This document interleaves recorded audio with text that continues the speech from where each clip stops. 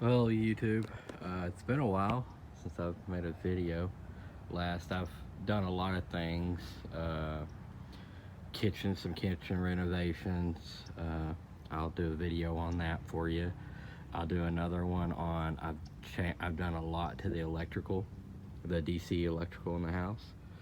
Uh, and I was just gonna give you another video update of what I've got going on right now.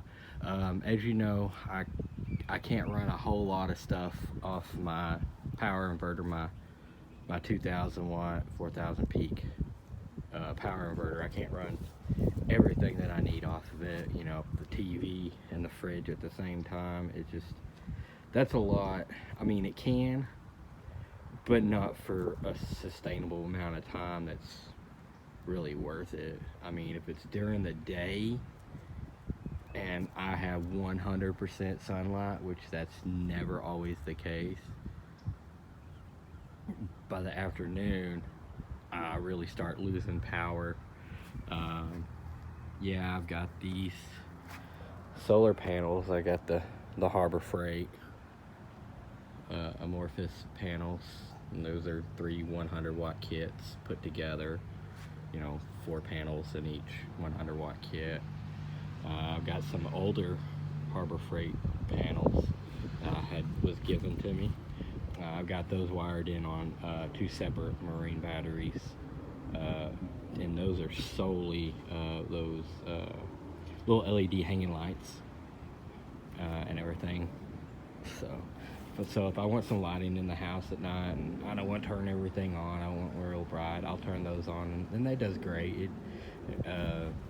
And everything. I've got these two Ridge 100-watt 12-volt panels wired in parallel.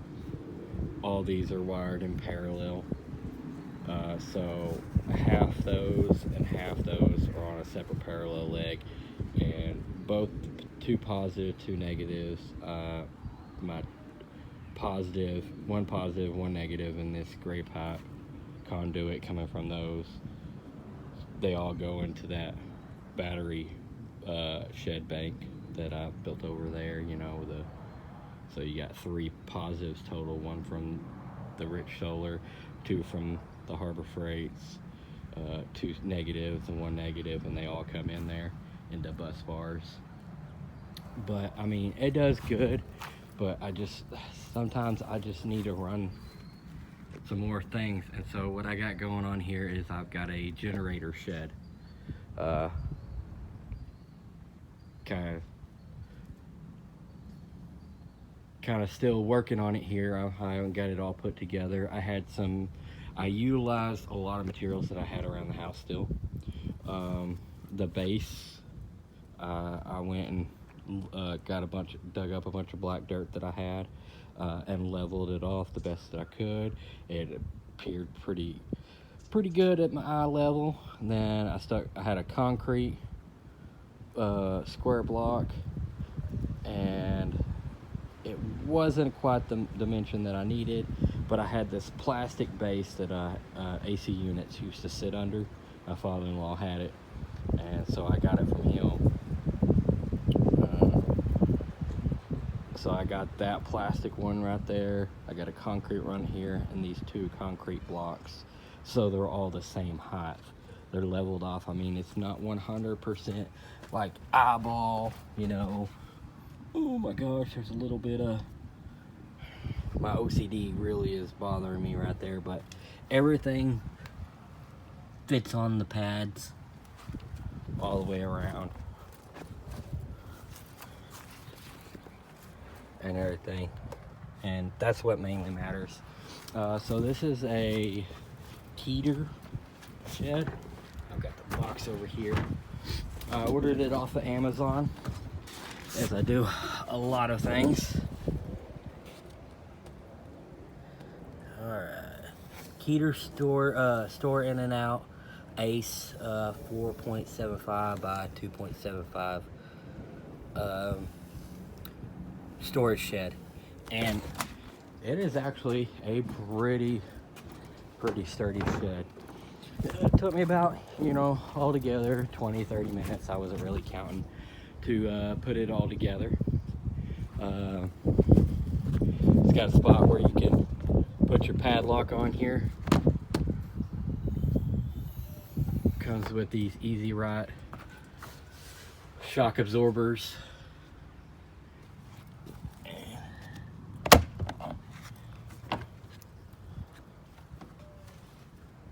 And everything.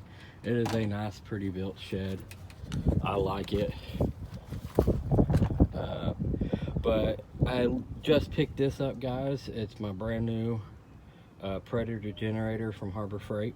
It's the 4375 watt, 3500 continuous. I've only ran it for about 30 minutes. Put some break-in oil in there. I'll run it once I get everything hooked up again. I'm gonna run it for another 3 hours with some loads on it, some light loads, a fan or something like that on here. Of course, my cat wants to check it out. Yeah, and then after that, I'm gonna drain the oil, and I've got some Mobil 1 that I'm gonna put in here. Drain. Here's the fill and check right here, and the drain right here. Yeah, that'll be great. I hate hacking into something brand new. It just, I'm just like, oh, I don't want to. Come on out, cat. I got to show.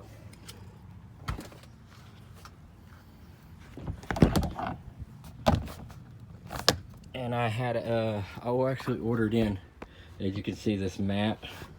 It's a real thin anti-slip mat that I ordered off of Amazon. It was like 20 bucks. But I really want to go back to Tractor Supply and get one of those horse stall mats, about a 3/4 inch tall.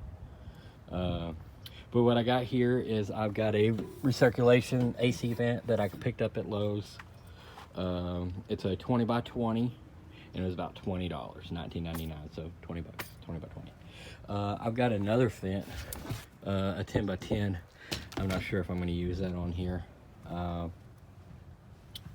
But that's for my intake, my inlet air coming in. I'm going to get a box fan and put right here and mount in, and so I can draw in the fresh air. This is actually my exhaust outlet, because I didn't want the exhaust to be vented in here. I've got 1-inch flex galvanized exhaust pipe, ordered off Amazon. It was about $35 for probably 35 feet. I really didn't need all that, but it was the best buy. I got a 1 1/8 exhaust clamp, and it goes right over the spark arrestor. Don't have to take it off. Only thing I had to take off is that little banjo clamp or whatever that it's got. So you take your Phillips screw, take it off, slide it off, and that literally slides on it perfectly. I picked up some a sheet of hardy board from Lowe's while I was there. Concrete board.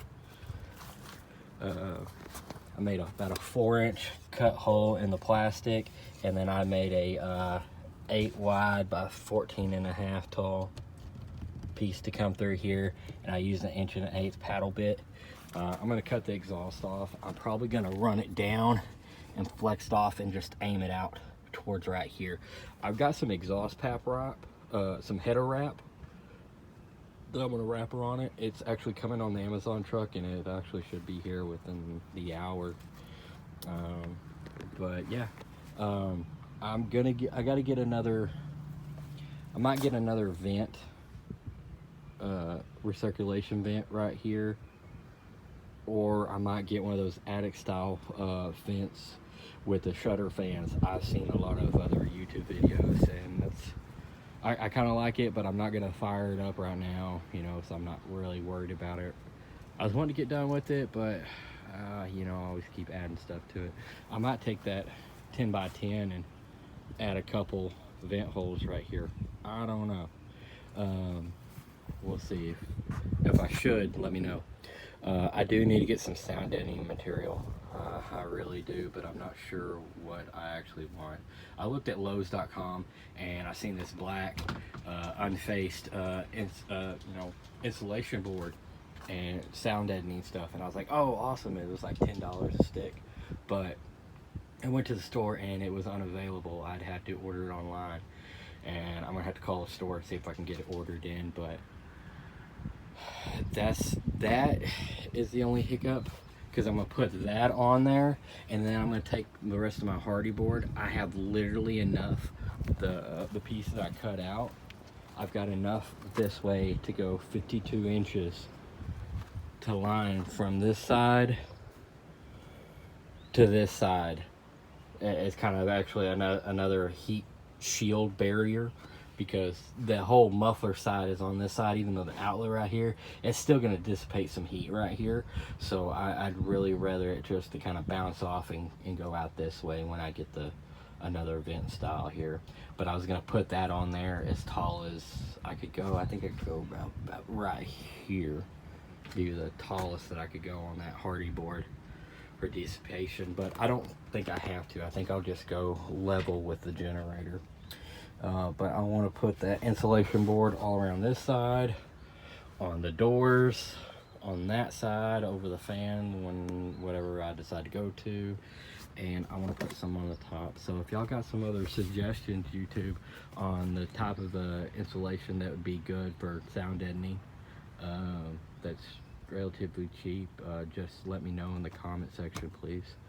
But yeah, it's I'm gonna mount a surge protector power strip back here, and I'm just gonna plug it into the generator, and then from there I'm gonna plug my box fan for my fresh air, the attic fan, so that's gonna be running. And then I actually have quite a bit of plug outlets on this thing. It's pretty cool. I got a 12 volt, and I might do that. I've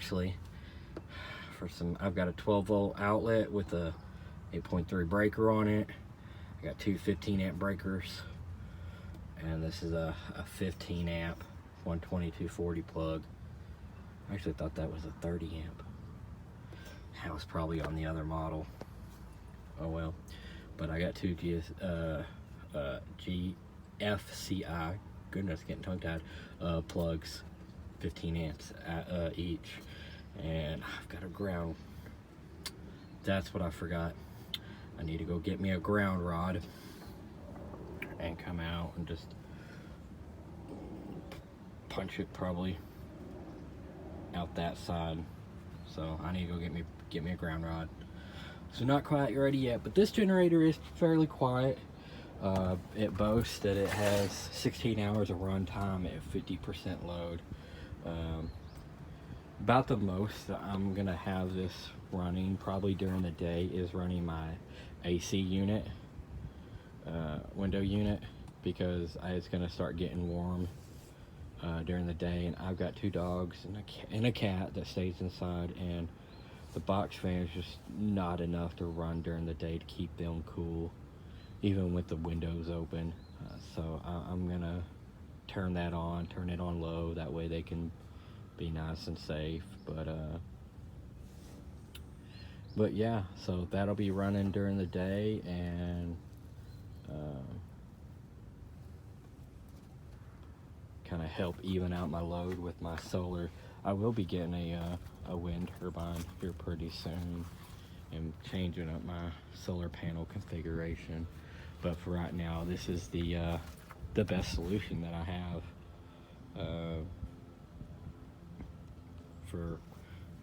to temporary power. I know I'm going to be inconveniencing my neighbors, but I'm hoping to cut down the decibels. It's actually a fairly quiet generator. You know, like I said, I've ran it for about 30 minutes.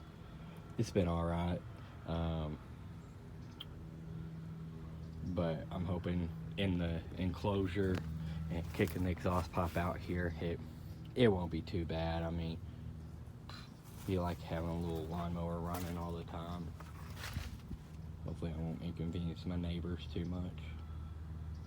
But alright, thank you. I'll be putting up other videos of the other improvements I have shortly. Get back into swing and putting some videos out. Like I said, I know it's been a while. I've just been real busy with work and putting things and getting things done. So, alright, thank y'all.